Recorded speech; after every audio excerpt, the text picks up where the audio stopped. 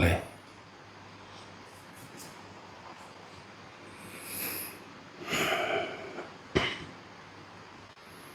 ผู้รู้และก็วิชาในโลกนี้มีหลายศาสตร์หลายแขนงหลายวิชาความรู้เนาะแต่ความรู้ทั้งหลายเหล่านี้เป็นเพียงแค่ความรู้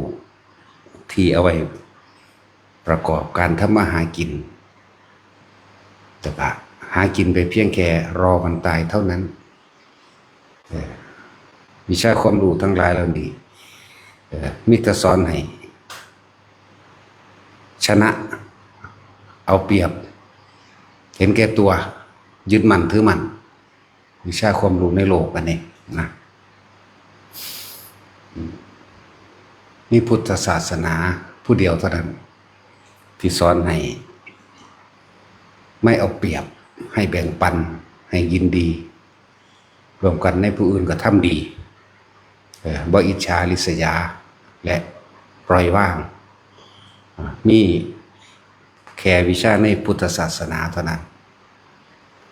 นอกนั้นสอนให้ยึดมั่นถือมั่นเบิด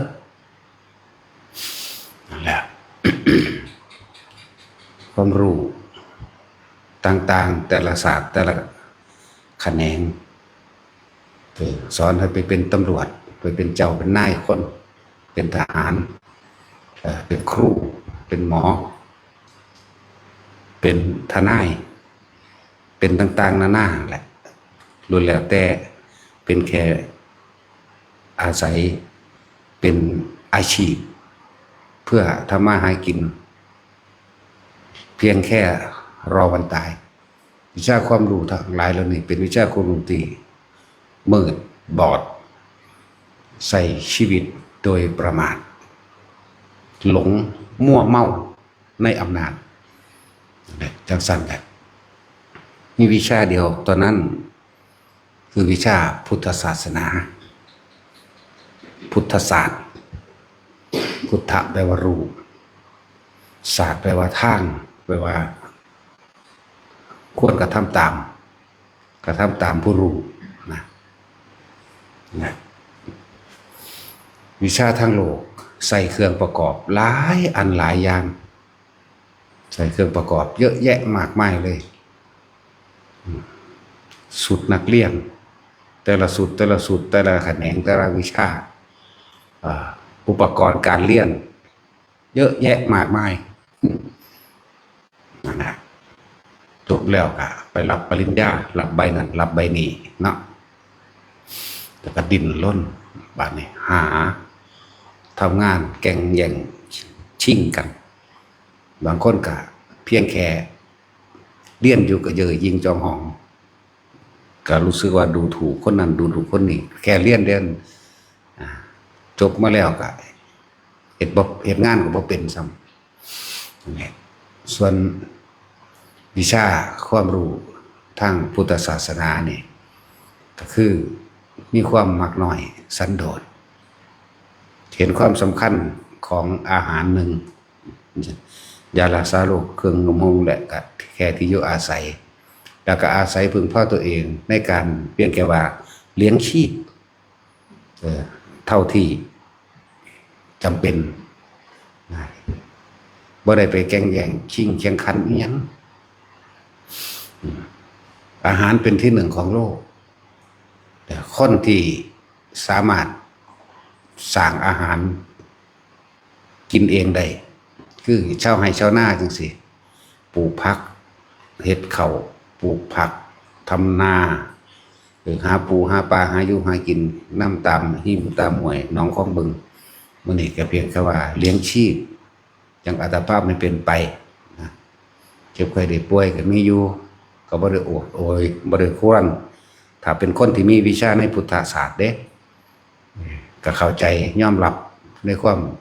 เจ็บในความปวดในความป่วยก็เพียงแต่ว่าหายาบรรเทาเอาไว้เสื้อผ้าหรือเครื่องนุ่งห่มก็เพียงแค่ว่าปิดบังเลื่อนกายเพื่อว่าให้อยู่บ่เป็นที่อุจจาตาบ่เป็นที่กล่าวหานินทาต่างๆที่อยู่อาศัยหรือบ้าน กันฝนกันแดดได้บ่รู้ลาลาส่วนวิชาทางโลกเอาไว้แข่งขันกันเด้เนาะบ้านก็ต้องหลังใหญ่ๆนี่เครื่องอำนวยความสะดวกของใส่หลายอะไรอย่างรถก็หลายคันหลายสีหลายยี่ห้อบ้านก็ท่าสีไปเลื่อนบ้านเลื่อนต่างๆกับมีห้องแอร์และเครื่องประดับประดาสารพัดเครื่องอำนวยความสะดวกสารพัดคือเครื่องนึ่งห่มเพิ่นกะบ่ได้นุ่งห่มเพื่อว่าป้องกันเหลือบยุงร้อนหนาวหรือปิดบังกายอันที่น่าละอายเด้เอามาอวดขันใส่ราคาแพงๆหรูๆหราๆมีเครื่องประดับประดาสร้อยข้อทองคำแหวนเพชรต่างหูสารพัดแต่เขาสิเอามาคมกันนั่นแหละอาหารกะกินอย่างแพงอันใดที่มันแพงๆอันใดที่เขาโฆษณาอันใดที่คนอื่นเบิ่งแล้วสิยกย่องตัวเองว่าตัวเองนั่นเป็นผู้มีศักดิ์ศรีความร่ำรวยอย่างนั่นแหละคือวิชาทางโลกมันก็สอนกันไปแบบนั้นสอนให้บ่ยอมแพ้สอนให้ชนะสอนให้มีอำนาจนั่นแหละจึงบอกว่าใส่ชีวิตช่างประมาทและเมามั่นเวลาป่วยมากก็โอดโอยโวยวายฟูมไฟด่าว่าเวลาอกหักผิดหวังมากกระโทษแต่สิ่งอื่นเป็นจังซั่น คิดแต่ว่าผู้อื่นโกงแต่อกหักผิดหวังบ่ได้ดังใจส่วนวิชาในพุทธศาสนาให้ยอมรับตามความเป็นจริงเกิดแล้วต้องแก้ต้องเก็บต้องตายอาหารเป็นเครื่องอาศัยของกายนะยารักษาโรคก็แค่รักษาความเจ็บปวดในกายเพียงแค่ให้บรรเทาอยู่ได้บ่โวยวายฟูมไฟมากเครื่องนุ่งห่มกับบรรเทาความร้อนและหนาวที่อยู่อาศัยเป็นบ้านเป็นเรือนนั่นแหละส่วนคำว่าวิชาก็คือความรู้แจ้งเห็นจริงตามความเป็นจริงสัตว์ทั้งหลายก็เพียงแค่ว่าเกิดมาหากินซ้ำตายมันก็เลยรู้สึกว่างจิตใจเป็นกลางได้มากกว่าวิชาทางโลกวิชาทางโลกว่าธรรมดาเรียนเอาเกรดเรียนเอาความสนะเรียนเอาระดับทั้งสิ้นนะผู้นี้เรียนเก่งแบบนี้หลายแบบหลายอย่างให้คนการแข่งขันแย่งชิงแม่นว่าล่ะแข่งขันและแย่งชิงทะเยอทะยานโดดขึ้นบ้านนี้ผู้เป็นพ่อเป็นแม่ที่ว่ามีเงินมีอย่างอยู่แล้วก็ใส่เงินในการเพื่อให้ลูกชนะมันเพื่อให้ได้มาถึงยศถาบรรดาศักดิ์และอำนาจมันนั่นแหละจึงบอกว่าพวกเขาใส่ชีวิตอย่างประมาทเขาเป็นเร่งแร่จุดหมายปลายทางว่าต้องตายเขาเป็นเร่งแร่ว่าในชีวิตหลังความตายยังมีอีกตราบใดที่เจ้าบ่ว่างใดชีวิตหลังความตายคนที่ใส่ชีวิตอย่างประมาทบ่เห็นจักท่านแบ่งปันการสื่อสารที่ดีที่สุดในหมู่มนุษย์และสัตว์ทั้งหลายคือการให้คือการให้ถ้าจะให้ที่ดีที่ประเสริฐคือการให้ที่ไม่หวังสิ่งใดเป็นเครื่องตอบแทนแม้คำขอบคุณนี่คนทั้งโลกเขาก็หวังเครื่องตอบแทนทั้งหมดแต่ว่าคนทั้งธรรมก็ให้โดยไม่หวังสิ่งใดตอบแทนให้เพราะอยากเห็นอยากรู้ความเห็นแก่ตัวของตนละออกได้มากน้อยเพียงใดยึดมั่นหรือว่ายึดมั่นนี่นะนั่นแหละ ธรรมะของพระพุทธเจ้าไว้ประสานสมานมิตรเพื่อให้เกิดความสันติสุขบ่ว่าภายนอกและภายในธรรมะนี่คือวิชาธรรมะการให้การแบ่งปันความเมตตาต่างๆรักตนเองเสมอผู้อื่นรักผู้อื่นเสมอด้วยตนเลยคำว่ารักลงไปจึงเรียกว่าเมตตา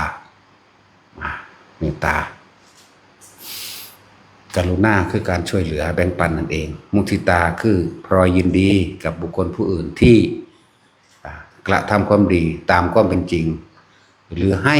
ตามความเป็นจริงให้โดยไม่เบียดเบียนให้โดยไม่หวังสิ่งใดตอบแทนเห็นไหมให้พวกเขาทำดียังกัดแล้วแต่แต่จังว่าเขาจังคลายความอิจฉาริษยาลงได้แต่สุดท้ายคือการวางจิตเป็นกลางนั่นเองมันต่างกันอยู่เด้แล้วพวกเขาจึงมีท่าน3 ระดับท่านของภายนอกอาหารยารักษาโรคเครื่องนุ่งห่มตลอดตั้งที่อยู่อาศัยเครื่องประดับประดาและเครื่องอำนวยความสะดวกนี่คือท่านโดยภายนอกเครื่องอำนวยความสะดวกต่างๆภายนอกมีอาหารมียารักษาโรคมีเครื่องนุ่งห่มที่อยู่อาศัยและเครื่องอำนวยความสะดวกบางครั้งเขาก็ให้ค่ารถนั่นแหละอำนวยความสะดวกก็ดีให้ค่ารถหรือว่าเขาไม่มีอุปกรณ์ในการประกอบอาชีพอย่างใดอย่างหนึ่งจอบเสียมพวกนี้ให้แต่ว่าล่ะหรือให้รถพวกนี้ให้เครื่องทำมาหากินทั้งสิ้นลักษณะที่ว่าให้โดยภายนอกท่านโดยภายในคือศีลท่านศีลภายในก็คือว่าเราไม่ทำร้ายเบียดเบียนให้ผู้ใดผู้หนึ่งเสียชีวิตและทรัพย์สินนี่เป็นว่าท่านภายในบัดนั่นแหละแต่เฮาบ่ไปทำลายหนึ่งไม่ปล้นกี้ฆ่าแม่นบ่ครับ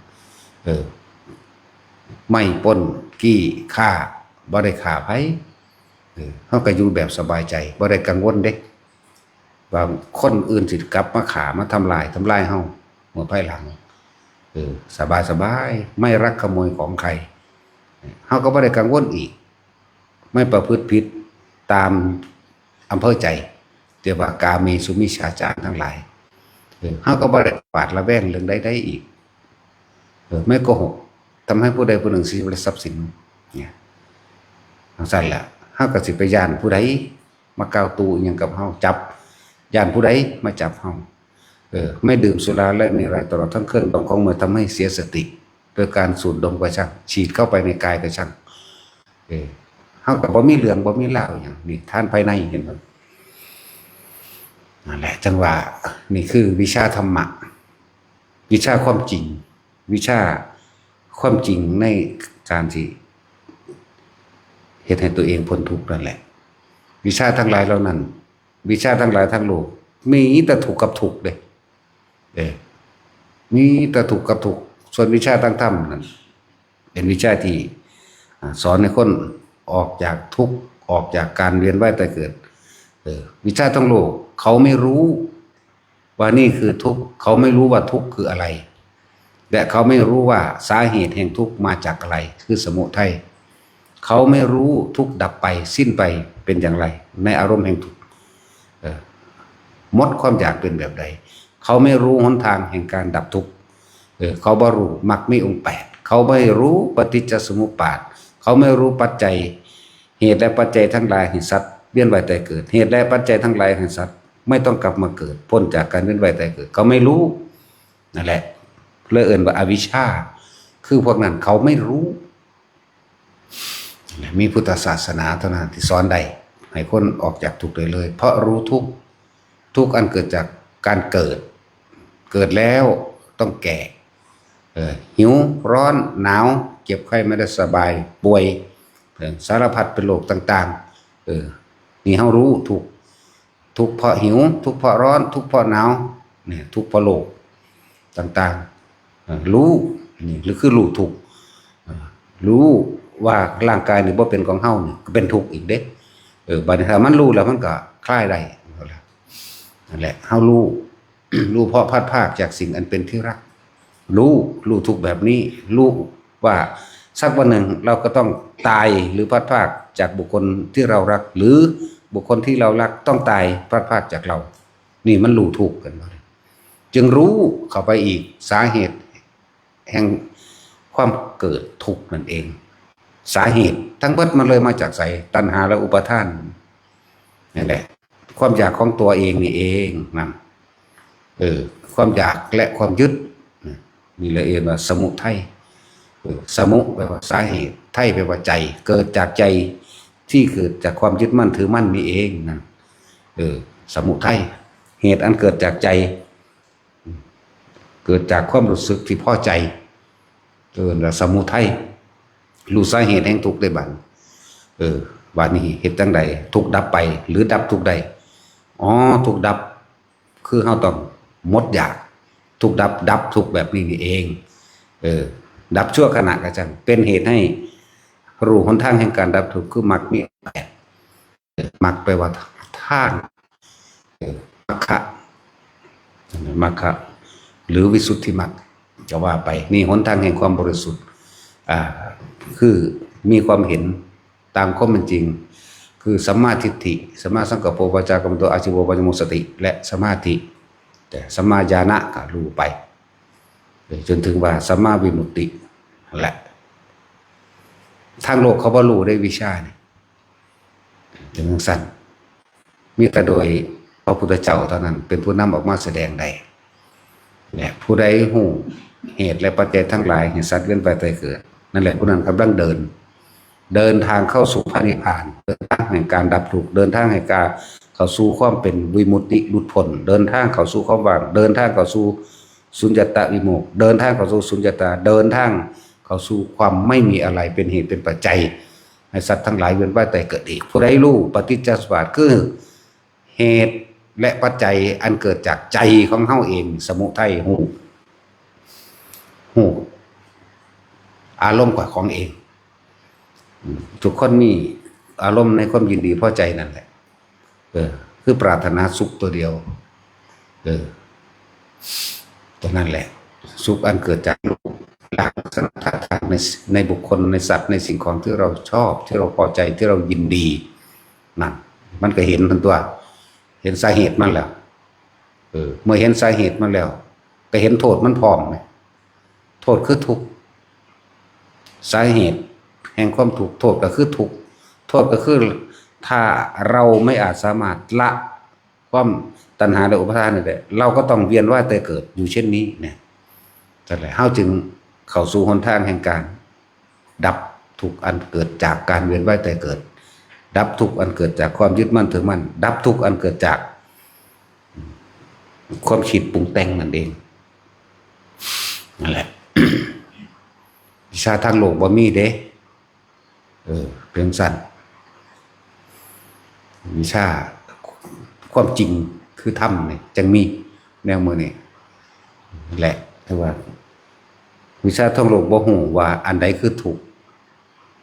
บ่ฮู้อันใดคือเหตุแห่งทุกข์บ่ฮู้ว่าทุกข์ดับแบบใดแล้วฮู้ว่าวิธีที่จะดับทุกข์ให้สิ้นไปแบบใดบ่ฮู้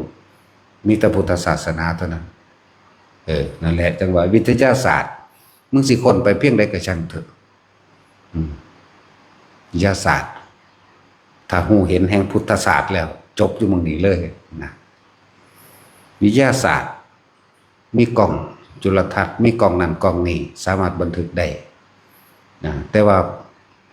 เลยวิทยาศาสตร์เข้าไปอีกที่เขายังคนบ่ได้จิตเป็นยังคือจำได้ตั้งที่มันบ่มีเครื่องบันทึกเนาะนี่ไหมมันต่างกันอยู่ได้บาดเวลาฝันนั่นคือบ่หาแนวไปบันทึกไว้นะนี่ยกตัวอย่างเพื่อให้เกิดความเห็นง่ายๆนะเวลาฝันนั่นเฮ็ดจังใดนอนหลับแล้วสิเอาเครื่องบันทึกฝันได้นอนเขาคือบ่ผลิตเครื่องนี้ไว้เครื่องบันทึกฝันเนาะฝันแบบใดก็มันทึกไว้คือมีแต่เว้าไปโลดแต่ว่าบ่มีพยานหลักฐานเนาะนี่สิ่งที่เป็นรูปต่างๆประทับต่างๆนั่นแหละเอิ้นพยานหลักฐานคือบ่หามาซั่นคือเว้าได้อยู่ซั่นนั่นแหละสร้างเครื่องเดินทางไปดาวอื่นๆก็สร้างไปได้สร้างระเบิดนิวเคลียร์ก็สร้างไปได้ลงทุนบักหลายๆลองสร้างเครื่องบันทึกความฝันมึงรู้สิได้อยู่บ่เนาะนั่นแล้วจนตอกจนมุมให้พุทธศาสตร์ได้บาดนี่เนาะนั่นบ่ล่ะฝันเป็นภาพสีหรือขาวดำเขาก็รู้เด้ผู้นั้นบอกจังซั่นผู้นั้นบอกจังซี่เสียงนั้นซึ่งนี่บันทึกภาพรูปภาพบันทึกกลิ่นบันทึกเสียงได้เด้บันทึกรสได้รูปรสกลิ่นเสียงบันทึกได้เบิดเด้ ชีวิตตัวนี้ด้านความฝันนั่นไหมต้องสั่นตัวบัดพวกกันวิทยาศาสตร์ที่ว่าเก่งๆคือบอาจสามารถสร้างเครื่องบันทึกแนวโมนี้ได้เนาะนี่แหละเขาคือว่าสร้างเครื่องที่ว่าเฮ็ดจังใดสิบ่ให้ทุกข์เนาะคือบ่มีสร้างตั้งแต่แนวทำลายกันสร้างแต่แนวมันทุกข์ก็เก่าอีกลงทุนบักหลายๆซ้ำระเบิดนิวเคลียร์นี่แม่ปรมาณูนิวเคลียร์มื้อนี้แม่มีตั้งแต่แนวเฮ็ดให้คนทุกข์ก็เก่าก็จังซั่นแหล้วแต่ว่าระเบิดนี่เป็นระเบิดแห่งความดับทุกข์ได้นี่ตูมใส่โลกเบิดนำกันโลดหากว่ามันทุกข์ดับทุกข์แบบฆ่าคนตายเด้ยิ่งเบิ่มใส่ประเทศนี่เนี่ยเบิ่มร่างกายนั้นบ่แก่บ่ชราบ่เจ็บบ่ปวดบ่ป่วยแล้วก็บ่ตายพร้อมนี่คือบ่สร้างเนาะเฮ็ดให้คนมีอยู่มีกินตลอดจังซี่แหมคือบ่พากันสร้างเครื่องป้องกันความแก่เกิดมาแล้วก็ดีผู้ใดอยากอยู่ในอายุเท่าใดก็ให้มันอยู่ได้อย่างนี้เนาะมันคือบ่พากันสร้างมันสร้างหาแม่งแนวฆ่ากันมันสั่นแล้วเวลามันเก่งล่ะนักวิทยาศาสตร์เวลามันตายมันก็ให้น้ำกันคือเก่าเด้เนาะแม่มันอยู่ไสความรักความอะไรมันอยู่หม้องใดมันก็อยู่ในความรู้สึกอันนั้นตัวบันทึกความรู้สึกได้อยู่บ่ล่ะเนาะสั่นแล้วความรู้สึกเกลียดเห็นไหมย่างเข้าไปในหม้องใดหม้องหนึ่งมีเครื่องบันทึกโอ้ยอีนี่มันสร้างกูไหมทั้งสั่นแล้วคือว่าสร้างเครื่องระงับความเกลียดความโกรธเครื่องระงับความกลัวคือบ่มีแม่นบ่มันมาจากไสความกลัวมันบันทึกไว้หม้องใดมันอยู่ปุ่มใดของร่างกายสมองอันนี้หรือมันมีวิดีโอบันทึกไว้หรือเปล่ามันมีชิปเชิบยังบันทึกไว้อยู่เพราะว่าแม่นว่าสัตว์มันคือกลัวอยู่เหมือนเดิมนั่นแหละพอฟังได้ละให้ความเห็นซื่อเชื่อบ่เชื่อก็สร้างเด้ตัวไปตัวมันเนาะเสร็จแล้วนั่นแหละจังหวะวิชาพุทธศาสนาจึงมีท่านโดยเบื้องต้นท่านของนอกกายท่านของในกายบัดนี้ท่านดวงตาท่านเลือดนี่ส่วนมากก็คือท่านเลือดที่เราเห็นหลายกว่าอยู่ดอกท่านดวงตายากอยู่ดอกเนาะนั่นแหละท่านอันสูงสุดก็คือท่านชีวิตเจ้าของคนที่ท่านชีวิตเจ้าของบ่ได้แม่นว่าไปฆ่าให้คนอื่นกินเด้บ่แม่นแบบนั้นเด้เมื่อได้รู้ธรรมเห็นธรรมแล้วก็รับใส่ธรรมตามความเป็นจริงส่งต่อธรรมตามความเป็นจริงให้กับผู้ที่ยังไม่รู้ผู้ยังมีดวงตามืดบอดบุคคลผู้มีกำดินกำไส้ทุลีในดวงตามากอย่างว่าล่ะเพราะว่าทุลีในดวงตาน้อยเด้เนาะนั่นแหละพวกเขาเจ้าถึงแล้วเขาเจ้าเลิกอุทิศตนเพื่อคือยืนยัดกับความจริงนั่นเองเอาหลักธรรมออกแสดงแต่ผู้ใดสิมีเงินมาจ้างมาแลกเพื่อให้ล้มล้างหลักธรรมออกจากความเป็นจริงก็บ่อาจสามารถที่ล้มล้างบุคคลผู้เขาเจ้าถึงธรรมถึงความจริงได้เด้นั่นแหละจึงบอกว่าเอาชีวิตเขาแลกเอาชีวิตเขาสละเพื่อผู้อื่นเพราะอันตรายผู้คนสร้างเขามาฆ่าก็ได้เด้ฆ่าเขาก็บ่หวั่นไหวแล้วไงเมื่อเขาจะถึงความจริงเกิดมาตายบ่แห้งแล้วตายเพื่อให้ผู้อื่นได้ทำตายเพื่อให้ผู้อื่นได้รู้ตามความเป็นจริงเพื่อที่จะให้พวกเขาได้ปฏิบัติตามได้กระทำตามนะให้ออกจากการเวียนว่ายตายเกิดให้พ้นออกจากความทุกข์อันเกิดจากการเกิดความทุกข์อันเกิดจากตัณหามีไหมสั่นแล้วนั่นแหละวิชาทั้งโลกบ่มีเตือนว่าท่านสามอย่างท่านของนอกกายท่านของในกายแล้วก็ท่านทั้งชีวิตเลยเอื่นว่าปรมัตถท่านนั่นสิอย่างที่เขาบอกศีลจังสิวิชาทั้งโลกบ่ได้บอกเด้เฮ็ดโลงฆ่าสัตว์เป็นบาป บ่ว่าเด้มีแต่ถูกต้องตามกฎหมายเด้เห็นบ่ล่ะค้าเหล้านี่ค้ายาละค้าเหล้าค้ายาพิษนี่ค้าอาวุธค้ามนุษย์นี่ค้าเนื้อมื้อนี้แหมเขาว่ามันถูกกฎหมายเด้นั่นแต่ว่าบ่ได้ฮู้เด้ว่ามันผิดธรรมจังแล้ว จะเรียนว่าใส่ชีวิตอย่างประมาทมัวเมาบัดนี้พวกเข้านั่นน่ะเมื่อแสวงหาธรรมถ้าตกลงปลงใจมีความเชื่อมั่นในตนเองอย่าลืมว่าเชื่อมั่นในตนเองเด้บ่แม่นเชื่อมั่นเพิ่นเด้เพิ่นเป็นแต่เพียงผู้บอกเด้พระพุทธเจ้าเฮาเราตถาคตเป็นแต่เพียงผู้บอกทางหมู่พระสงฆ์สาวกทั้งหลายก็นำทางที่พระศาสดาได้บอกไว้แล้วปฏิบัติดีแล้วได้รู้ได้เห็นตามเพิ่นแล้วก็นำทางที่ตัวเองได้รู้ได้เห็นมาบอกต่อซื่อๆเด้เพิ่นว่าอาจสามารถที่จะบรรลุยังไงผู้ใดๆเด้เข้าใจว่าล่ะแต่ที่นี่เฮาฟังแล้วเนี่ยเฮามีความเห็นโดยตัวเฮาเองเกิดความศรัทธาโดยตัวเฮาเองหนทางนี้แหละเนี่ยสิสามารถที่นำตัวเองออกจากทุกข์ได้เฮาต้องไปปฏิบัติตามเพิ่นตามที่เพิ่นแนะนึงเด้เพิ่นบ่ได้นั่นให้จึงบอกว่าถ้าจะศรัทธาให้ศรัทธาหลักธรรมคำสอนที่เฮาสามารถปฏิบัติได้รู้เห็นตามได้เด้บ่ได้ให้มาศรัทธาบุคคลเด้นี่แหละบุคคลซอยหยังไผบ่ได้เด้ มีแต่เฮาเฮ็ดเอาเองจึงบอกว่าอมตะธรรมเป็นนิรันดร์การก็คือตนแลเป็นที่พึ่งของตนนี่บ่มีตายคำนี้ในจักบ่ล่ะนี่แหละอมตะธรรมก็เลยบ่มีตาย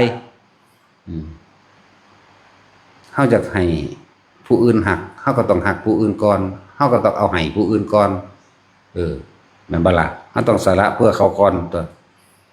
สั่นแหละแต่ว่านั่นแหละจึงเป็นการช่วยเหลือแบ่งปันให้ผู้อื่นโดยไม่ได้หวังสิ่งใดตอบแทนนั่นแหละคือตนเป็นที่พึ่งของตนนั่นแหละคือการทำตนเป็นที่พึ่งแห่งตนเข้าใจว่าล่ะแต่ว่าการช่วยเหลือแอบแฝงโดยหวังผลตอบแทนนั่นไม่ใช่พึ่งของตนว่าเป็นธรรมที่พึ่งแห่งตนเด่นทำเพื่อหวังผลประโยชน์ที่มากกว่าที่ตัวเองทำเข้าใจว่าล่ะก็เลยอย่างกันดีๆฟังดีๆนี่แหละ ตอนนี้ที่พึ่งแห่งตนนั่นคือที่พึ่งแห่งตนโดยภายนอกจากบ้านนี้ที่พึ่งแห่งตนโดยภายในก็คือการฝึกหัดปฏิบัติใจของเจ้าของเองนี่ตัวนี้ทั้งบ่มีผู้ใดผู้หนึ่งเขามายุ่งเกี่ยวได้เลยมีแต่ตัวเองล้วนๆเด้การทำที่พึ่งแห่งตนโดยภายนอกถ้าอยากให้คนอื่นรักและเมตตาตนเองตัวเองต้องรักและเมตตาผู้อื่นก่อนเห็นบ่นะโดยการช่วยเหลือหรือให้โดยไม่หวังสิ่งใดเป็นเครื่องตอบแทนแม้คำขอบคุณให้โดยไม่หวังนั่นแหละคือการทำที่พึ่งแห่งตนตนจึงจะเป็นที่พึ่งแห่งตนเพราะการได้ช่วยเหลือบุคคลผู้อื่นใจบาลานนี่เป็นของภายนอกนั่นเองนี่แต่ว่าของภายในนี่บ่อาจสามารถเลยตัวเองล้วนๆเลยภายในคือใจนั่นแหละบ่มีผู้ใดสิมาขจัดปัดเป่าความรู้สึกที่พอใจหรือไม่พอใจให้กับเราได้เลยตัวเองต้องขจัดปัดเป่าตัวเองมาละสั่นตัวเวลาเฮาเจ็บไข้ได้ป่วยปวดแสบร้อนภายในมีความรู้สึกสะท้านหวั่นไหวร่างกายคือกระดูกสิแตกออกก็บ่มีผู้ใดมาหลับมาหลับความรู้สึกตัวนี้เฮาได้เด้นี่ใจเห็นบ่นี่ความรู้สึกนั่นแหละมีความรู้สึกทั้งนี้ก็ดีจริงการเข้าไปรู้ไปเห็นอย่างต่างๆรถแห่งธรรมต่างๆยิ่งเอาให้กันบ่ได้แล้วบ่มีผู้ใดซอยเฮาได้บุคคลผู้หนึ่งเมื่อถึงความบริสุทธิ์แล้วจักทำให้บุคคลอีกผู้หนึ่งบริสุทธิ์ได้ด้วยนั้นเป็นอันไม่มีเด้เฮาเฮ็ดเอาเองเด้นี่ว่าล่ะคือพระพุทธเจ้าถามพระอานนท์คนที่ผู้นั้นพูดตกอยู่ในบ่อในน้ำในค้นตมพุ่นถ้าคนผู้ขึ้นมาถึงฝั่งแล้วบ่ลงไปซอยบุคคลที่อยู่ในน้ำในตมนั่นจักทำอะไรกับเราได้หรือไม่ไม่ได้พระเจ้าค่ะ นั่นแหละเพิ่นเปรียบเทียบ บอกว่าคนผู้หนึ่งบริสุทธิ์แล้วแต่ว่ามันก็มีเรื่องเล่ายาวๆอยู่ดอกเกี่ยวกับภิกษุทำความแสดงอาบัติบุคคลผู้เขาสู่อาบัติแล้วนี่บัดนี้เฮาใส่รวมกันจะทำให้บุคคลผู้ใช้ชีวิตร่วมจะมีโทษด้วยหรือไม่บ่มีเพิ่นก็เลยเปรียบเทียบตัวนี้ไปนำเข้าใจบ่ล่ะแต่ว่าก็คือว่าถ้าศรัทธาไม่เสมอกันศีลไม่เสมอกันจาคะและปัญญาบ่เสมอกันเพิ่นจึงให้แยกแต่ว่าถ้าจะให้เป็นโทษไม่เป็นอย่าว่าล่ะที่หลายๆคนเขาว่าเข้าใจว่าผู้นี้เป็นอาบัตินี่ถ้าผู้ใดไปรวมสังฆกรรมนำผู้ไปรวมก็เป็นอาบัตินำบ่เป็นเข้าใจบ่นี่เขาเถียงกันอยู่นี่ตามความเป็นจริงแล้วมันบ่เป็นเด้นั่นแหละพระพุทธเจ้าจึงเทียบให้ฟังจังซั่นล่ะอ่านแต่เพิ่นหลายเนาะเอาตัวเฮาเอาเองก็ได้หรอกหรือมีแต่อ้างหลายก็เลยผู้นี้ป่วยร้อนหนาวสั่นหยอกๆแยกๆอยู่ทั้งร้อนทั้งหนาวสลับอันผู้ไปเยี่ยมป่วยบ่ร้อนบ่หนาวนํเด้ล่ะเนาะแม่นบ่ล่ะสั่นตัวลักษณะนั้นแต่ว่าเพิ่นให้เพียงแต่ตักเตือนโดยวาจาแล้วก็บ่หยุดบ่เลิกเพิ่นก็เลยเรียกว่าลงพรหมทัณฑ์คือบ่ให้คบหาบ่ให้คุยด้วยซื่อๆสิให้เป็นโทษนำบ่เป็นเฮาบ่ได้ป่วยนำแหมเข้าใจบ่ล่ะอันนี้ก็มีคำถามดอกจังต่อไปดอกคนผู้นั้นเป็นไข้ร้อนหนาวบุบๆวับๆเนี่ยมันเฮาไปจับไปบีบไปบายเขา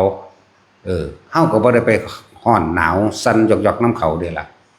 ก็เหมือนกันตัวผู้คนผู้นั้นทำผิดแล้วมันก็อยู่ในใจของผู้ทำผิดเด้มันบ่ได้มาอยู่ในใจของผู้บ่ได้ทำผิดเด้ล่ะมันสิมีโทษต่อกันได้จังได๋เพียงแต่ว่าตักเตือนด้วยวาจากล่าวตักเตือนนั่นนี่ส่วนมีการแสดงอาบัตินั่นแหละแสดงความบริสุทธิ์ใจต่อกันแต่ว่าแสดงแล้วแสดงอีกมันบ่เป็นไปแล้วก็ต้องลงพรหมทัณฑ์เพิ่นเลยบ่ให้คบหาซื่อๆแต่ว่าให้มีโทษนำกันบ่มีพวกหลักการหลายๆพวกเจ้าอยากมีก็มีแล้วแต่ข่อยนี่บ่มีหยังเลยซ้ำเนี่ยพูดถึงพวกเขาถามนะนี่คนคือจังพวกสิไทยบาปในกันสิไทยให้ได้อยู่บ่เด้อนี่เนาะเจ้าของไปลักเกิบเขามาแล้วนี่เนาะเอาไปเสื่องไว้หม้องใดก็บ่อุ่นใจเด้เพียงแค่ลักเกิบมันแหละพี่น้องเกิบมาบัดนี้โอ้ยสั่นตกใจว่าสั่นแม่ว่าล่ะตั้งแต่เขาสิมาหยังมานั่งสั่นไว้แล้วแน่คนคือคนมันมีความผิดไว้แล้วพูดไปใส่ชีวิตไก่หรืออยู่น้ำกันก็สิมีความผิดไปนำบ่มันบ่ผิดไปนำเด้นั่นแหละเพียงสั่นบอกให้ฟังนั่นนี่ ถึงว่าบุคคลผู้ใดได้ยินได้ฟังแล้วมีความเข้าใจลึกซึ้งละเอียดเกิดศรัทธาหลักธรรมเด้ศรัทธาหลักคำสอนศรัทธาวิธีการปฏิบัติเด้เมื่อมีความศรัทธาแล้วก็มั่นใจในตนเองได้บัดนี้จังมาปฏิบัตินำตัวบ่ได้มาศรัทธาบุคคลเด้บุคคลเพียงว่าเป็นแค่ว่าเป็นครูผู้หนึ่งของเขาซื่อๆเด้บุคคลผู้ใดเนี่ยได้รู้ธรรมจากท่านผู้ใดตามความเป็นจริงบุคคลผู้นั้นย่อมเป็นครูสูงสุดของเขายกไว้เป็นตัวอย่างว่าเป็นครูผู้นั้นสิละกิเลสให้พวกเจ้าใดเด้คือยกไว้อย่าทำร้ายมือที่ชุ่มอย่าทำร้ายต้นไม้ใบบังที่ตัวเองได้เคยพึ่งพาอาศัยแม้หักกิ่งก้านลานใบใช่บ่ล่ะเวลาเขาโจมตีเวลาเพิ่นผิดพลาดจังซี่ว่ามันไปยำเด้ตัวเองคือกันนั่นแหละครับครูสอนประถมเฮาแต่ว่าเรียนมัธยมเรียนนั่นลูกศิษย์ไปได้ดีมีอำนาจใหญ่กว่าครูสอนประถมสิไปดูถูกครูผู้สอนประถมบ่ได้เด้ช่วยเราเจ้าเริ่มต้นจากกันอย่าว่าล่ะแต่มีโอกาสที่ว่าค รูอาจจะผิดพลาดไปจังซี่ครูบางคนเพิ่นก็อาจสิกินเหล้าเมายาก็บ่แม่นว่าไปซ้ำเติมเพิ่นมีวิธีใดซอยเหลือได้ก็ซอยกันไปจ้ะจังซี่ล่ะแบบนึงบอกว่าบุคคลผู้ใดได้รู้ธรรมจากท่านผู้ใดบุคคลผู้นั้นย่อมเป็นครูสูงสุดของเขาอย่าไปทำลายมือที่ชุ่มหมายถึงว่าให้ความช่วยเหลือกับพวกเขามาก่อนอย่า แม้กระทั่งว่าต้นไม้ใบบางที่เราเคยนั่งพักพิงอาศัยยาหักกิ่งก้านลันใบอย่าให้ช้ำเพราะว่ามันก็ช้ำนั่นคือตัวเองนั่นแหละทำร้ายตนเองบอกว่าแต่จะศรัทธาให้ศรัทธาแนวคำสอนหรือแนวทางการฝึกหัดปฏิบัติบ่ได้มาศรัทธาบุคคลเด้มันบ่ได้หยังอยากว่าล่ะถ้าเฮาศรัทธาเมื่อศรัทธาถูกต้องดีแล้วย่อมบูชาแปลว่ายินดีกระทำตามคู่ก็ยกไว้หลายๆองค์อยู่เด้ถ้าจะเว้าเรื่องผู้เพิ่นทรงจำธรรมคำสอนของพระเจ้ามาแสดงและบอกต่อแต่ว่าโตเพิ่นเองบ่อาจสามารถบรรลุได้แต่ว่าผู้ปฏิบัติตามธรรมตามบรรลุได้มันมีอยู่เด้อาจารย์ตกนรกก็มีเด้จากว่าเราซั่นแล้วจังเช่นกบินภิกขุตั้งแต่เริ่มต้นที่แรกเพิ่นนั่นน่ะสอนดีเด้แต่ว่าเพิ่นบ่ทันบรรลุสอนดีลูกศิษย์ลูกหาต่างๆก็สามารถนำไปปฏิบัติเป็นโสดาสติฆาจนถึงอรหันต์ก็ได้แต่ออกมาลาภสักการะมันหลายจากว่าล่ะแล้วก็สิมีลูกศิษย์ที่บรรลุอรหันต์ออกมาจากป่านั่นเองมาคือให้เนื้อยะบ่กล้าสั่งสอนโดยตรงแต่ว่าก็ให้เนื้อยะแต่ครูนี่ก็หัวดีฉลาดอยู่ก็เลยพยายามที่ดัดแปลงคำสอนพระพุทธเจ้าเป็นอย่างอื่นไปบ้างเพื่อให้เกิดลาภสักการะแล้วไล่ภิกษุผู้เป็นลูกศิษย์เป็นอรหันต์องค์นั้นไปเพิ่นก็เบิ่งแล้วเพิ่นก็บ่อาจสามารถที่แก้มานะทิฏฐิของผู้เป็นอาจารย์ได้เขาเจ้าก็ไปเขาเจ้าบ่ทำลายเด้ก็ยกคุณไว้นั่นคืออาจารย์แห่งเราจังซั่นแหละสุดท้ายแล้วก็เป็นภิกขุเพิ่นก็สอนตามตำราเนาะเพิ่นบ่ได้สอนตามความจริงแต่องค์นั้นเป็นผู้บรรลุความจริงแล้วบริสุทธิ์แล้วเลยอยากมาแนะให้กับผู้เป็นอาจารย์นี่แหละเป็นผู้เป็นครูคนแรกนี่แหละให้ได้ดูตามความเป็นจริงก็เลยบ่พอใจก็เลยไล่หนีแต่เพิ่นก็บ่มาอันนั้นอันนี้ดอก พยายามมาบอก2 ครั้ง 3 ครั้งสุดท้ายแล้วก็ดัดแปลงคำสอนไปเลยก็มีนะก็เลยตกนรกเพิ่นก็สิพ้นอยู่ดอกพ้นอยู่ในสมัยพระศรีอริยเมตไตรกบินภิกขุผู้นี้ส่วนแม่กับน้องสาวก็สิขึ้นไปนำกันนั่นแหละก็มีอยู่ดอกอานิสงส์ของการเรียกว่าสืบศาสนาธรรมด้วยศาสนบุคคล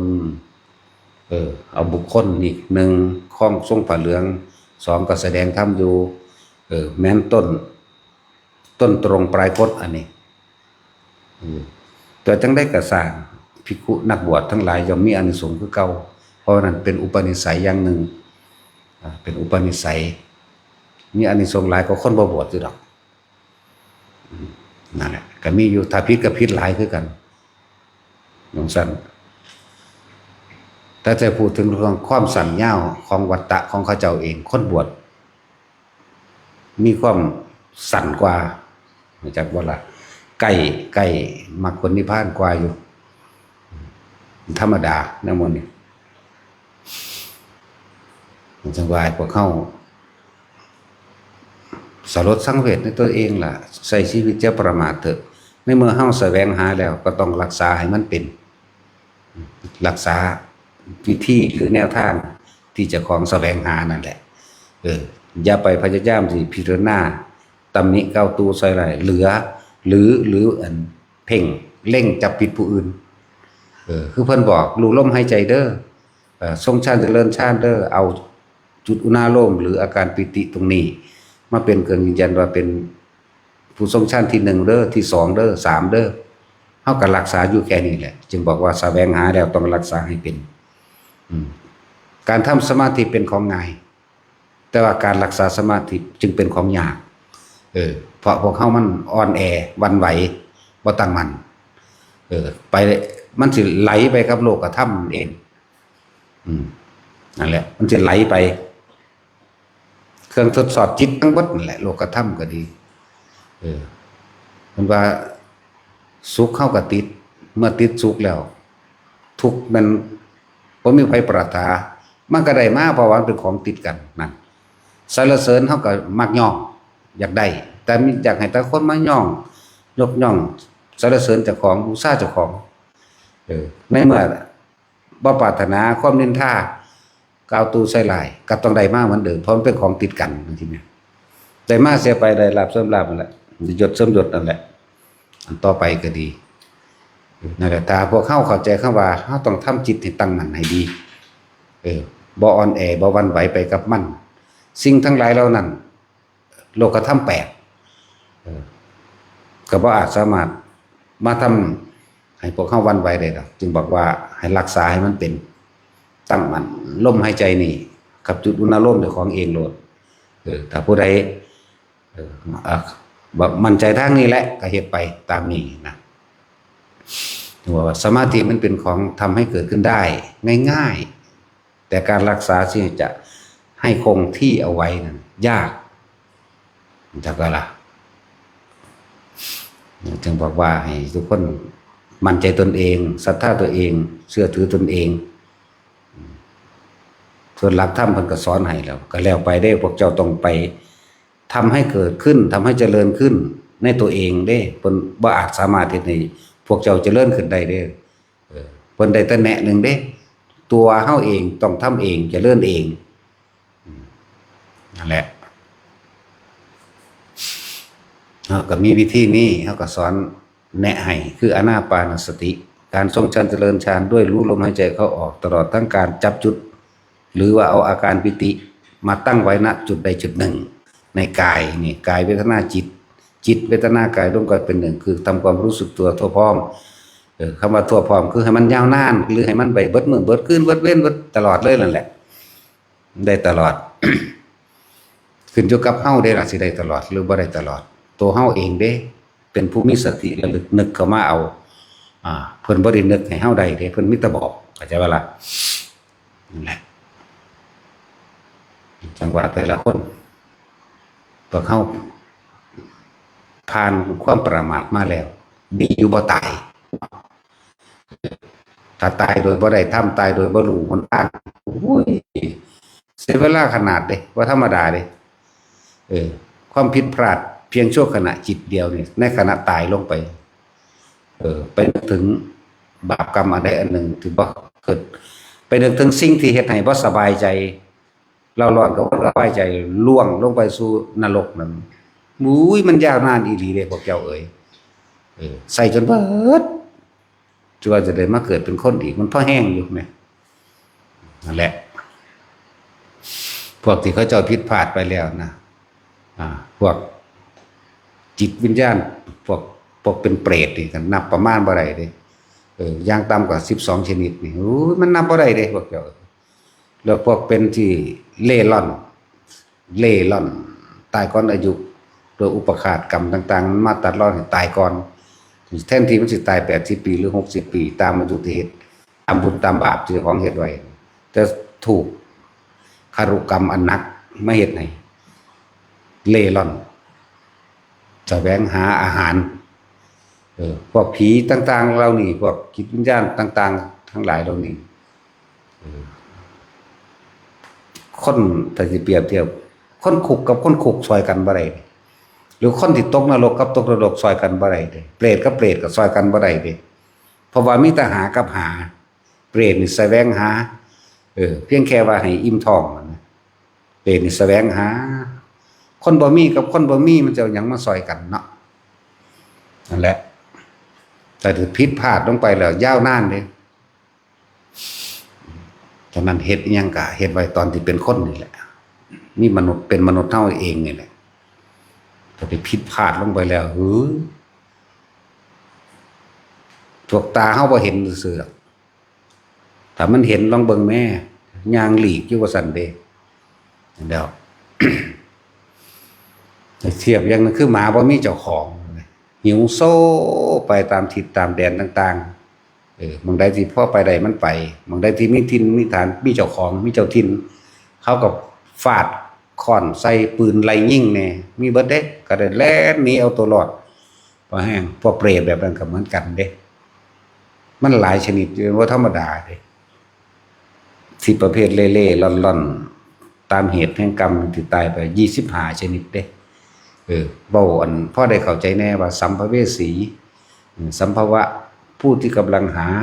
ที่เกิดใหม่ก็ว่าผู้กำลังหาพบก็ว่าเล่ๆล่อนๆพวกนี้เกิดขึ้นจากหลายเหตุหลายการนี่เป็นอาจินไตยแต่เว้าเรื่องกรรมนี่มันเป็นของที่ละเอียดละอออยู่แต่เว้ารวมๆเอามีอยู่ทุกหม่องได้อาศัยบุคคลที่มีจิตใจบริสุทธิ์แน่จิตใจที่มีเมตตาแน่บ่ทันได้ขึ้นขันบริสุทธิ์หรือว่าคนที่อุทิศบุญเป็นบุญอันเกิดจากการให้ทานบุญอันเกิดจากการรักษาศีลบุญอันเกิดจากการภาวนาบุญอันเกิดจากการสวดมนต์สาธยายทรงจำคำสอนพุทธเจ้าบุญอันจากการคิดดีพูดดีทำดีก็แล้วแต่แล้วอุทิศออกไปกับพ่อเนี่ยเขาได้กินนิดๆหน่อยๆอันนั้นจังว่าอาศัยคือพวกเขามาเฮ็ดนี่แหละแต่ว่าสิเป็นบุญได้จริงๆก็ต้องไม่หวังสิ่งใดตอบแทนได้ให้ท่านไม่ปรารถนาสิ่งใดตอบแทนดอกท่านแล้วก็บ่หวังผลในท่านบ่แลกของบ่เอาท่านไปแลกของบ่ไปแลกบ้านหลังใหญ่บ่ไปแลกยศถาบรรดาศักดิ์บ่ไปแลกอำนาจบ่ไปแลกความอยากเป็นนั่นเป็นนี่บ่ได้ไปแลกเอาความบ่มีโลกบ่ได้ไปแลกเอาอายุยืนวิมานทรัพย์สินบ่แลกนี่การทานทั้งหลายเหล่านั้นจึงจะเกิดเป็นบุญคือความสงบเย็นภายในใจของเจ้าของเองไม่เร่าร้อนไม่กระวนกระวายจึงเรียกว่าสงบเกิดความอิ่มเอิบจึงเรียกว่าเย็นสงบเย็นแล้วสามารถอุทิศผลทานบุญกุศลกรรมดีทั้งหลายเหล่านั้นให้แก่สรรพสัตว์ทั้งหลายไม่มีที่สุดไม่มีประมาณได้แต่ว่าเฮาให้ทานสิ่งใดแล้วเฮาไปแลกไปขอไปหวังท่านนั้นไม่เป็นบุญเป็นเพียงแค่ว่าทานไม่มีอานิสงส์แห่งทานไม่อาจสามารถอุทิศออกไปได้อุทิศก็บ่ไปเพราะเจ้าของแลกแล้วตัณหามันเหนียวจากว่ามันเหนียวมันเป็นดุจดั่งยางเหนียวแลกติดตังไว้แล้วมันจะไปใส่ได้เจ้าของดึงมันไว้หรอกนั่นแหละ ต้องอาศัยผู้เข้าใจตามความเป็นจริงเข้าใจธรรมตามความจริงพวกทั้งหลายแล้วนี่ก็พอได้ดีนิดหน่อยๆแต่ว่าก็สิให้อิ่มบ่อิ่มพวกนี้บรรเทาหรือพอประทังแม้ชั่วขณะหนึ่งนะนั่นแหละคนที่มีจิตใจทรงพรหมวิหารสีเมตตากรุณามุทิตาและอุเบกขาเวลาเพิ่นกระทำบุญอันใดก็ช่างบุญอันเกิดจากการให้ทานมั่งศีลมั่งภาวนามั่งบุญอันเกิดจากการแสดงธรรมมีการให้ทำเป็นทานชนะการให้ทั้งปวงจังซี่เฮาก็อุทิศเด้แต่ว่าสิ่งพวกทั้งหลายเหล่านั้นบัดนี้บ่อาจสามารถใส่ได้เด้เปรตส่วนมากก็คืออาหารเครื่องนุ่งห่มและที่อยู่อาศัยเปรตบ่อาจสามารถที่สิโมทนาในการแสดงธรรมใดต้องมีทานอันเป็นอาหารยารักษาโรคเครื่องนุ่งห่มและที่อยู่อาศัยจึงอุทิศออกไปได้เด้นั่นแหละมันจึงมีการเฮ็ดทานให้แต่ละคนอยู่แม้กระทั่งการช่วยเหลือทำให้ชีวิตความเป็นอยู่ของคนตกทุกข์ได้ยากให้ดีขึ้นอันนี้ก็อุทิศไปขอผลทานบุญกุศลกรรมดีนี่ร่วมที่ข้าพเจ้ากระทำตั้งแต่อดีตจนถึงปัจจุบันขณะนี้จงถึงแด่สรรพสัตว์ทั้งหลายไม่มีที่สุดไม่มีประมาณทุกหมู่เหล่าบรรดามีนี่มันก็ไปของมันเองอย่างสั้น จังว่าหลายอย่างที่เฮาเฮ็ดอยู่แล้วแล้วก็รวบรวมผลทานบุญกุศลกรรมดีที่ทุกคนเฮ็ดมานี่แหละให้หมู่สงฆ์ทั้งหลายเหล่านี้เวลาเพิ่นทำบัตรเห็นบ่ขอผลทานบุญกุศลกรรมดีที่ท่านทั้งหลายเหล่าใดได้กระทำมาแล้วตั้งแต่ในตอนต้นจนถึงปัจจุบันณสถานที่แห่งนี้พร้อมเด้อันอื่นๆเฮาบ่นั่นน่ะ จงถึงแด่ญาติของท่านมารดาบิดาของท่านญาติของท่านเจ้ากรรมนายเวรของท่านตลอดทั้งสรรพสัตว์ทั้งหลายทุกหมู่เหล่าไม่มีที่สุดไม่มีประมาณทุกหมู่เหล่าบรรดามีคือจังพวกเฮาทั้งวัดทุกมือนั่นแหละหมู่ภิกษุสงฆ์เป็นผู้นำเพราะตอนนั้นคือมันมีการทรงชาติอยู่แล้ว มันไปได้จึงบอกให้แต่ละคนเด้อเฮาสงเคราะห์คนทุกข์คนยากผู้ละบาท2 บาทก็มาโลดบ่แม่นว่ามันหน่อยอย่าไปอยากอายเศรษฐีทั้งหลายก็บ่กล้าที่สิให้ทานบาท1 2 บาทเศรษฐีทั้งหลายหมายถึงเศรษฐีผู้มีจิตโลภเขาเฮ็ดหยังก็สร้างเขาสิหวังผลตอบแทนเขาบ่ได้เป็นทานพวกนี้พวกเขายากจนเฉพาะเงินทองซื่อๆแต่ว่าร่ำรวยอริยทรัพย์ร่ำรวยธรรมต่างหากอะไรหลายอย่างก็ดอกสิเบาล่ะพวกคนที่ทานด้วยไม่หวังผลตอบแทนในทานไม่หวังผลในทานบ่มีสิพันธุ์บ่บ่แลกเฮาสามารถอุทิศไปได้เลยเฮาก็อาศัยอำนาจพระรัตนตรัยนะอำนาจพุทธธรรมสงฆ์นั่นแหละหลายอย่างก็บอกว่าเบิดดอกเวลาไปในที่ต่างๆบางที่เฮาก็อยู่ธรรมดาเต็มรอบวัดอยู่ก็มีห่มใส่เด้เพราะบางประเภทก็บ่อาจสามารถวึดมาหาเฮาได้เลยเด้มันสิมีสถานที่แต่ละแต่หม้องกั้นไว้จักบ่ภูมิเจ้าที่เขาเอิ้นภูมิเจ้าที่คือภูมิมะเทวดานั่นแหละบ่แม่นศาลพระภูมิเด้รู้จักบ่ล่ะบ่ได้เกี่ยวกันเด้บางอันสถานที่แต่ละที่ก็ต้องมีลูกเทวดาภูมิมะเทวดาที่อาศัยอยู่หั่นก็สิมุ่งตรงมาเลยแต่ว่าสำหรับเฮาบ่มีประมาณอยู่แล้วในการสิมุ่งตรงก็ไปคาดด่านต่างๆนั่นแหมรู้จักบ่สมมุติว่ามันสิมาจากเชียงใหม่เอาหมาตัวนั้นสิมาจากเชียงใหม่มันหูอยู่แล้วว่าสิมาหาบ่อนมันก็ต้องซุกๆซักๆหลบหลีกมาเรื่อยๆเด้เพราะว่าพวกเจ้าถิ่นก็มีอยู่แล้วนะมันต้องหลบหลีกมาจังซี่ก็สิถึงเฮานะบางทีก็ถึงตีถึงดันไปพูนไปอื่นๆไกลๆก็มีนะก็สิเข้ามาหาได้แหละมันก็มีความหนักเบาต่างกันจึงรับได้มันจังว่าพวกเฮามีโอกาสว่าท่านใดก็ช่างท่านอีหยังก็สร้างแต่ในของท่านทั้งหลายแหล่นี่ท่านช่วยเหลือ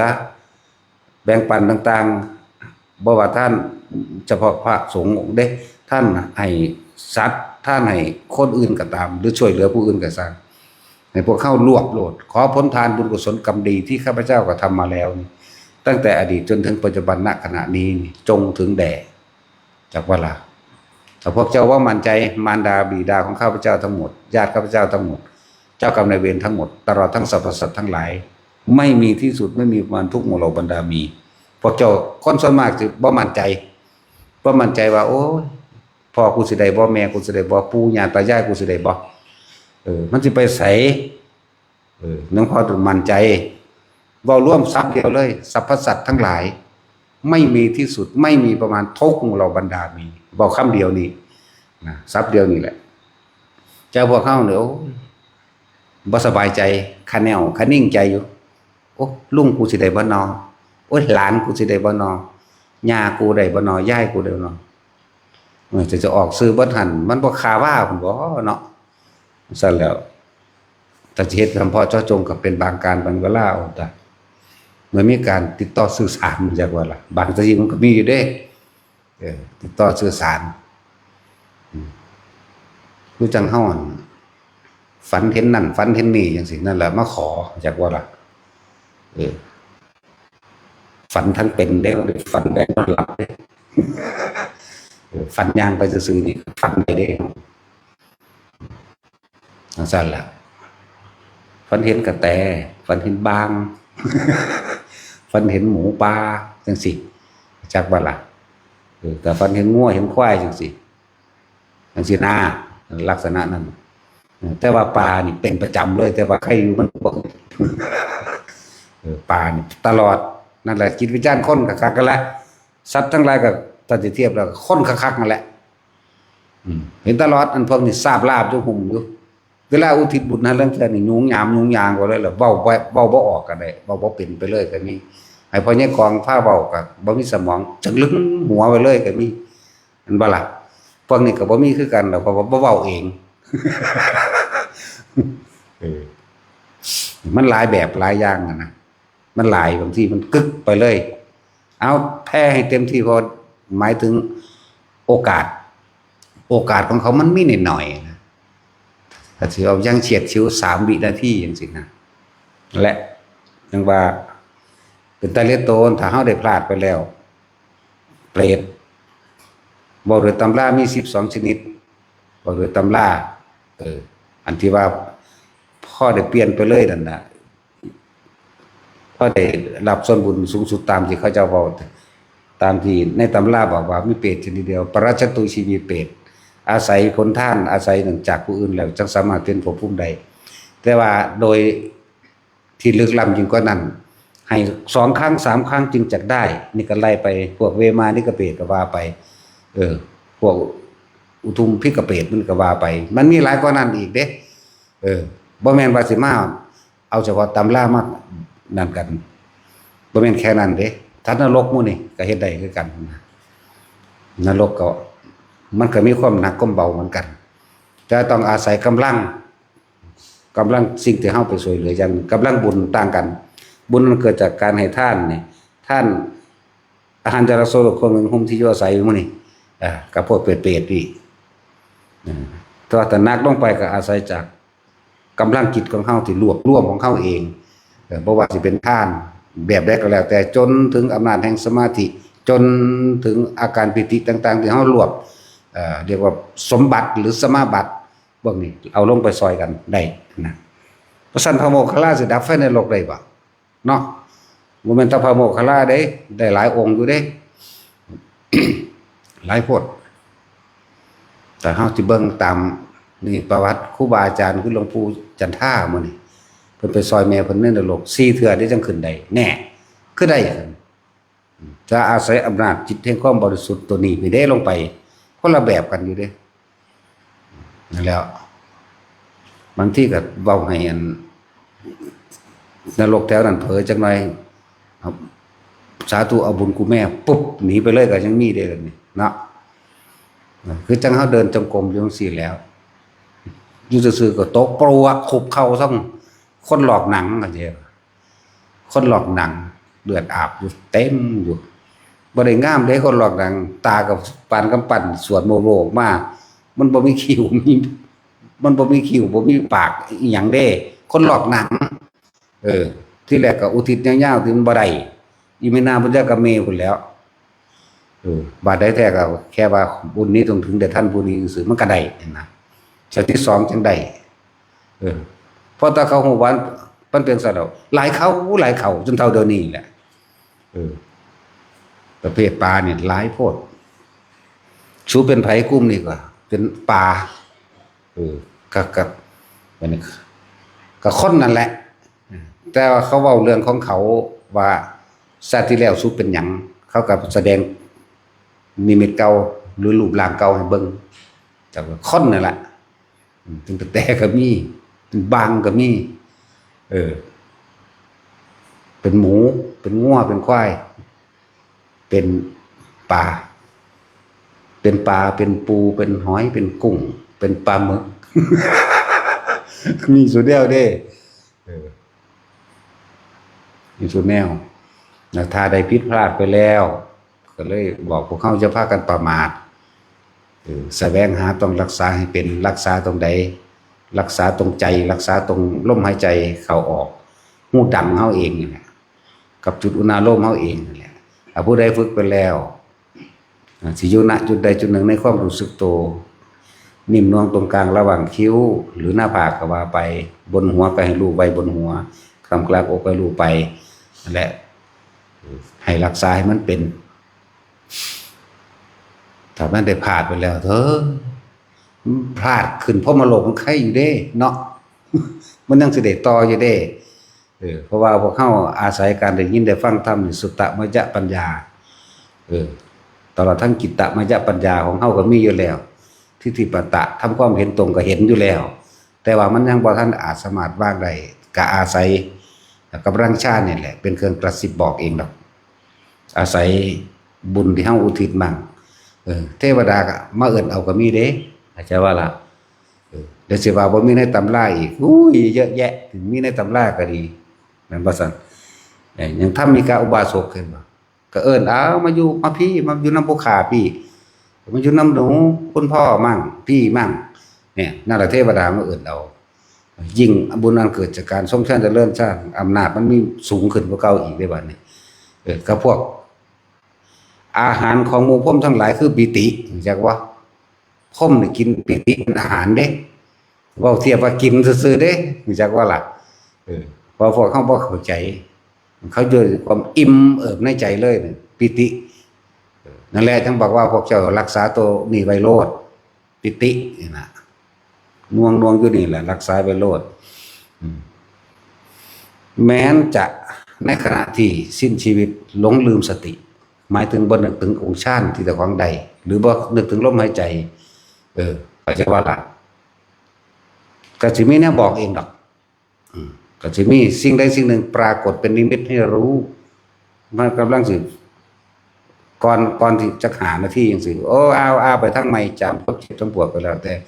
บางที่เกิดอันยังวาบขึ้นมาเนี่ยจำปั๊บใจขาดปั๊บไปเลยก็ได้ใช่ป่ะล่ะหรือบางที่มีเสียงกระซิบ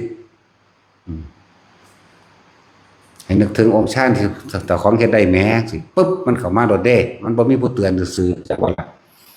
เนี่ยจึงบอกหลายอย่างพอดอกที่บอกว่าคนป่วยเด้อพยายามฟังธรรมเอาไว้แล้วก็รักษาลมหายใจเจ้าของให้ดีคนป่วยหรือผู้รักษาคนป่วยก็เอาอันนี้แหละแม้นเขาสิบ่เคยฟังธรรมมาจากครั้งจากเทื่อก็สั่งเถอะยัดเยียดเข้าไปโลดเฮาบ่ฮู้ว่าของเก่าเขามีหรือบ่มีแต่ว่ายัดเยียดเข้าไปนายโจรคาตภาษาลิบุตรไปโปรดในศาสตร์นี่บ่เคยทำบุญเด้นายโจรคาตถ้าเกิดมาเลยก็เฮ็ดให้พ่อแม่ทุกข์ยากลำบากไปหาขอทานไสก็บ่ได้กินไปอยู่นำหัวหน้าแก๊งใดหัวหน้าตายเบิดธรรมดาบ่มาอยู่ในสุดท้ายนี่มีเขาให้ไปซอยในอันนี้ก็สุดท้ายมันก็ยังมาฆ่าเขาตายเบิดอีก 35,000 คนในตำราจักว่าล่ะฆ่าเขาตายเบิดเหลือแต่เจ้าของผู้เดียวโจรผู้ฆ่าโจรจังซั่นแล้วปัจภาษาลีบุตรไปแสดงธรรมให้ฟังได้สติขึ้นมานึกถึงปัจจุบันได้ตอนนี้ท่านอยู่กับใครก็อยู่กับพระคุณเจ้าแต่ถ้าบ่นึกถึงอดีตก็ให้อยู่ในปัจจุบันเบิ่งแล้วเพิ่นก็ใส่กุศโลบายหายใจไปพร้อมกันกับเพิ่นตายซ้ำไว้บ่ได้ว่าได้ว่าไปอนาคามีเป็นอรหันต์เลยจังซั่นแล้วบ่เคยฟังหยังจักเที่ยนั่นแหละชาตินี้บ่เคยทำบุญบ่ฮู้จักคำว่าบุญซะด้วยซ้ำไปอะไรจังว่าพวกกันดูแลคนป่วยก็เอาธรรมะนี่แหละไปเปิดให้เขาเจ้าฟังเอาองค์ใดองค์หนึ่งที่พวกเจ้ามักนั่นแหละมันจังบ่ขีนหัวพวกเจ้านำฟังไปจะขึ้นชื่อว่าธรรมะแล้วแม้สิเป็นภาคภาษาบาลีก็ช่างเด้แม้สิเป็นภาคที่ให้ความหมายตีความหมายออกมาเลยก็ตามได้เหมือนกันปฏิจจสมุปบาทก็ได้เพราะมีวิชาเป็นปัจจัยจึงมีสังขารทั้งหลายเพราะมีสังขารทั้งหลายเป็นปัจจัยจึงมีวิญญาณทั้งหลายเพราะมีวิญญาณเป็นปัจจัยจึงมีนามรูปเพราะมีนามรูปเป็นปัจจัยจึงมีสลายตนะหรืออายตนะคือตาหูจมูกลิ้นกายใจเพราะมีอายตนะจึงมีผัสสะเพราะมีผัสสะจึงมีเวทนาเพราะมีเวทนาจึงมีตัณหาเพราะมีตัณหาจึงมีอุปาทานเพราะมีอุปาทานแล้วจึงมีภพเพราะมีภพนั่นแหละจึงมีชาติเพราะมีชาตินั่นแหละจึงมีชราและมรณะโศกปริเทวทุกข์ย่อมอาศัยบังเกิดซึ่งกันและกันด้วยเหตุทั้งหลายอย่างนี้สัตว์ทั้งหลายเวียนว่ายแต่เกิดเพราะความไม่รู้นั่นไปหันเมื่อแสงสว่างได้เกิดขึ้นแล้ววิชาได้เกิดขึ้นแล้วอวิชชายตเววะอเสสะวิราคะนิโรธาสังขาระนิโรโธนั่นมันก็ไล่ไปวันวิญญาณนิโรธาวิญญาณนิโรโธนามรูปะนิโรธานามรูปะนิโรโธเพราะดับความเห็นต่างๆครับดับความเห็นต่างๆหมายถึงว่าคือไม่มีความเห็น กับใดๆอีกต่อไปวิญญาณก็เกิดขึ้นไม่ได้นั่นเองหมายถึงความรู้สึกในความพอใจหรือไม่พอใจเกิดขึ้นไม่ได้เมื่อเกิดขึ้นไม่ได้แล้วนามรูปก็ย่อมดับไปเนี่ยและดับต่อๆกันไปด้วยเหตุประการชนิดสัตว์ทั้งหลายจงหมดเหตุและปัจจัยทั้งหลายในแห่งการเวียนว่ายตายเกิดบอกง่ายๆคนมันบริปานนั่นดอกเดี๋ยวนี้เพราะรู้เป็นผู้มีสติรู้อยู่ในปัจจุบันในขณะคือลมหายใจเข้าออกนี้แหละจบเอาสมทาน